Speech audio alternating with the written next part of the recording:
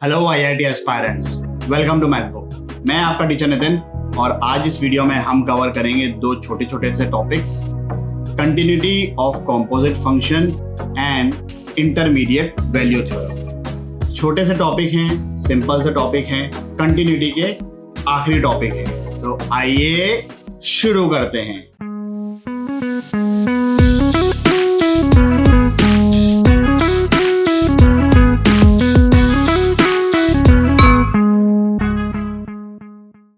Continuity of composite function. Composite function याद है ना, fog, gof, function of a function. तो ये जो स्टेटमेंट है ये बहुत ही लॉजिकल है।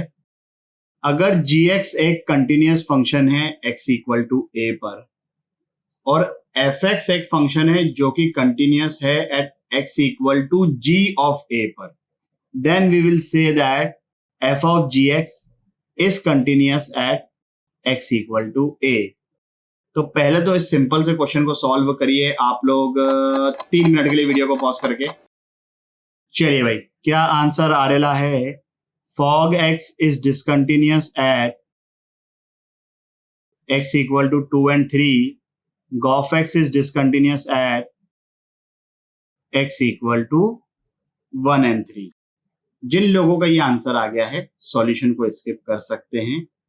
देखो, एक तरीका तो ये है कि पहले आप ये कॉम्पोजिट फंक्शन निकाल लो। हमारे पास fx है, हमारे पास gx है, सिंगल डेफिनेशन है। फॉग निकालना, गॉफ निकालना बिल्कुल भी टफ चीज नहीं है, बट हम इतनी मेहनत नहीं करेंगे। हम क्या करेंगे भाई, हम ऑब्जर्व करेंगे कि कौन से फंक्शन को कहाँ पे तकलीफ है और जहां उनको तकलीफ होगी हम डायरेक्टली वहीं पर हिट करेंगे। भाई, हाथ में फ्रैक्चर है तो हाथ में प्लास्टर चलाएंगे, पुरानी हिंदी पिक्चरों की तरह नहीं कि फुल बॉडी पे प्लास्टर ही प्लास्टर। वो पुरानी पिक्चरों में ही होता था वैसे। तो अब पहले बात करते हैं अपन f ऑफ gx की। तो यहां पर gx x इक्वल टू 2 पर डिसकंटिन्यूअस है क्योंकि 2 तो इसकी डोमेन में ही नहीं आता है। तो यहां पर x इक्वल टू 2 तो हो ही नहीं सकता।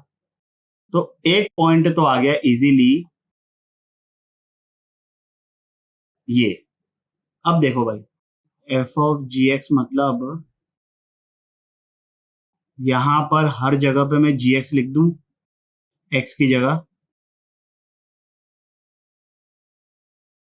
अब क्लियरली जब gx इक्वल टू 1 होगा वहां पर तकलीफ होगी क्योंकि डिनोमिनेटर में 0 हो नहीं सकता। gx क्या है भाई, यहां से आपको इजीली x इक्वल टू 3 मिल जाएगा। तो ये 2 पॉइंट्स हो गए जहां पर ये फॉग डिसकंटिन्यूअस है। उसी तरीके से अगर मैं g ऑफ fx की बात करूं,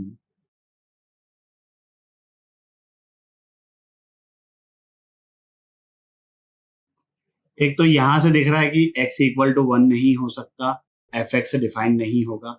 तो एक पॉइंट तो आ गया x equal to 1 where this function is discontinuous.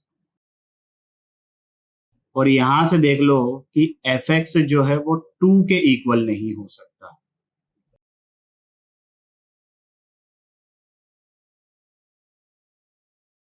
तो यहां से एक पॉइंट आ गया x इक्वल टू 3। यहां पर भी g ऑफ fx डिसकंटिन्यूअस होगा। तो g ऑफ fx डिसकंटिन्यूअस है 1 and 3 पर, f ऑफ gx डिसकंटिन्यूअस है 2 and 3 पर। समझ में आया? चलिए फिर आगे बढ़ते हैं। यहां पर आपको चीजों को थोड़ा सा ज्यादा माइक्रोस्कोपिक लेवल पे ऑब्जर्व करना पड़ेगा। 5 मिनट के लिए वीडियो को पॉज करके इस क्वेश्चन को ट्राई करिए। चलिए भाई, क्या है गॉफ एक्स? कंटिन्यूअस की discontinuous? Discontinuous at X equal to 1। अगर मैं LHL की बात करूं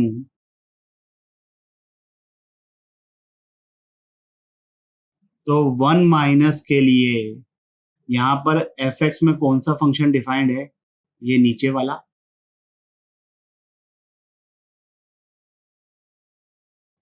अब अगर x 1 माइनस है मतलब 1 से थोड़ा सा कम, तो उसका स्क्वायर भी 1 से थोड़ा सा कम होगा और अगर उसका स्क्वायर 1 से थोड़ा सा कम है, उसमें से मैं 1 को सब्ट्रैक्ट करूं तो ये चीज 0 से थोड़ी सी कम होगी।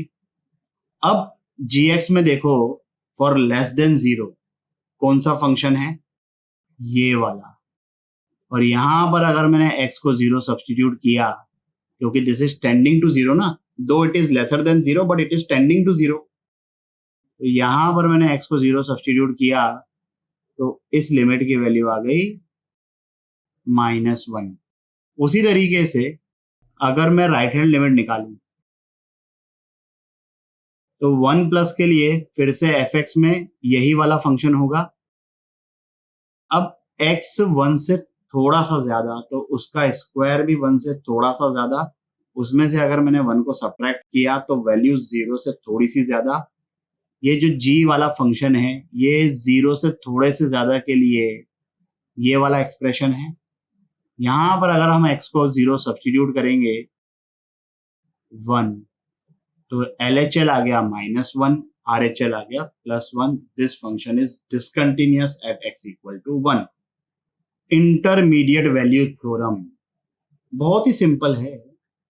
देखो भाई, अगर कोई एक फंक्शन कंटिन्यूअस है, मतलब बीच में कोई ब्रेक नहीं आ रहा है, कोई वैल्यू मिसिंग नहीं है, इंटरवल a से लेके b तक के नंबर्स लेके समझें तो let's say x equal to 2 से लेकर x इक्वल टू 5 तक के कोई फंक्शन है जो कि कंटिन्यूअस है, और let's say x equal to 2 पर इस फंक्शन की वैल्यू है 10 और x इक्वल टू 5 पर इस फंक्शन की वैल्यू है 30। तो 10 से 30 तक के ये जो भी वैल्यूज हैं ये सभी आएगी because the function is continuous.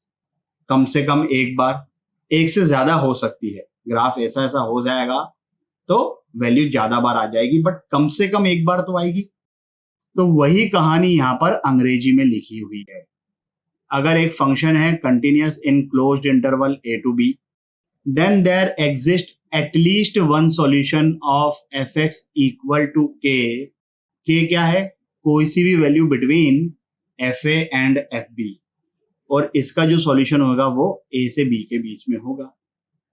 उसी का यहाँ पर एक स्पेशल केस है कि भाई अगर हमने ये बोला है कि fa into F B negative है, मतलब एक पॉजिटिव है एक नेगेटिव है, तो अगर फंक्शन कंटिन्यूअस है, नेगेटिव से पॉजिटिव जा रहा है या पॉजिटिव से नेगेटिव जा रहा है, तो बीच में कम से कम एक बार 0 तो बनेगा भैया। बस वही चीज यहाँ पर इंग्लिश में लिखी हुई है। तो इसी चीज को यूज कर कर या किसी और तरीके से अगर आपकी इच्छा हो तो इस क्वेश्चन को सॉल्व करिए 5 मिनट के लिए वीडियो को पॉज करके। चलिए भाई, एज आई सेड, किसी और तरीके से दिखने में तो है क्वाड्रेटिक इक्वेशन, तो सोचा होगा कि रियल एंड डिस्टिंक्ट प्रूव करना है तो इस क्वाड्रेटिक का डिस्क्रिमिनेंट ग्रेटर देन 0 प्रूव कर देते हैं। होगा नहीं वो इतनी आसानी से, बैंड बच जाएगी। ये जो कंडीशन है ना, a greater than b is greater than c is greater than d, ये लगाने में परेशान हो जाओगे। लेकिन इंटरमीडिएट वैल्यू थ्योरम से ये क्वेश्चन तो एकदम ही बच्चों वाला है भाई साहब।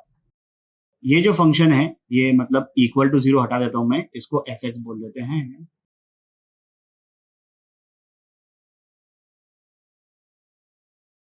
अब x की जगह मैं a सब्सटीट्यूट करता हूं, तो a माइनस a, ये तो शून्य हो गया, प्लस 2 टाइम्स a b से बड़ा, a d से बड़ा, ये positive, so this value is greater than 0। उसी तरीके से f ऑफ b अगर हम निकालें, ये बन गया 0। b a से छोटा है तो ये नेगेटिव है, b c से बड़ा है तो ये पॉजिटिव है, negative into positive is negative. उसी तरीके से अगर हम f ऑफ c निकालें, ये बन गया 0, c minus B negative, c minus D positive, so overall this value negative. उसी तरीके से f ऑफ d निकालेंगे जब, ये चीज तो 0 हो गई, d minus a negative, d minus c negative, negative into negative positive. अब देखो भाई, हम यूज करेंगे intermediate value theorem. F of a positive, f of b negative, positive से नेगेटिव जा रहा है, एक बार 0 होगा। So there is one root between a and b, इन दोनों के बीच में। फिर एफ ऑफ सी नेगेटिव है, एफ ऑफ डी पॉजिटिव है, नेगेटिव से पॉजिटिव जा रहा है, there will be one root between C and D. और है तो ये क्वाड्रेटिक इक्वेशन ना भाई, दो ही रूट्स होंगे, एक रूट ए से बी के बीच में, एक रूट सी से डी के बीच में। Obviously they are real and distinct. इस वीडियो के लिए बस इतना ही। आशा करता हूं कि आपको ये टॉपिक भी अच्छे से समझ आया होगा। अगर समझ में आया हो तो लाइक, कमेंट, सब्सक्राइब करें और अपने दोस्तों के साथ भी शेयर करें। अगले वीडियो तक के लिए सावधान रहें, सुरक्षित रहें। जय हिंद।